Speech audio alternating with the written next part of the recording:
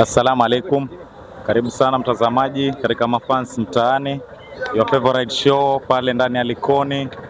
Leo hii tuko katika maeneo ya Mapembeni Mombasa, na kulikuwa na event hapa ambayo imehostiwa na watu wa Swahili Pot, na tuko na mmoja wao hapa, atatuelezea vile kunaenda. Naam brother, karibu. Naam.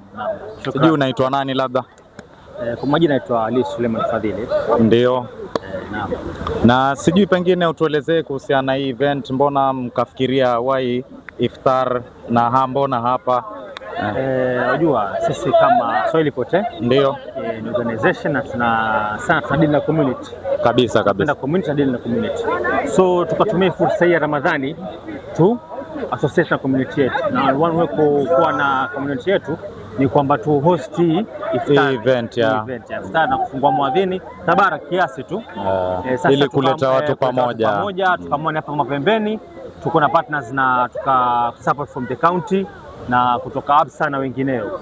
So tukaona tu ni kuleta community pamoja na kuleta ile umoja, na kwamba sio Uislamu peke yake bali watu wote wa Hindi wa Kristo tuwe kitu kimoja, na pia hii itaonesha kwa dunia, tuonesha kitu yani kabisa, umoja, unity ambayo hiyo ni vizuri sana, na tunawapongeza sana. Sasa na labda pengine hii program itakuwa ikiendelea ama labda hii ndio ya mwisho leo katika siku ya Ramadhani.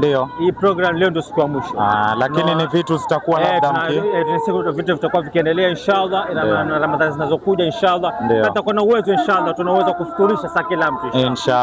Tunafungua muadhini kiasi tabarak inshallah, tuwe na uwezo ya kufuturisha watu inshallah. Naam. Na umesema kwa majina unaitwa nani vile? Ali Suleiman Fadhili. Ali Suleiman Fadhili. Asante sana Mr. Suleiman Fadhili, ni furaha sana kuwa na wewe. Na mpenzi mtazamaji, usahau kusubscribe katika channel yetu ya Mafans Mtaani.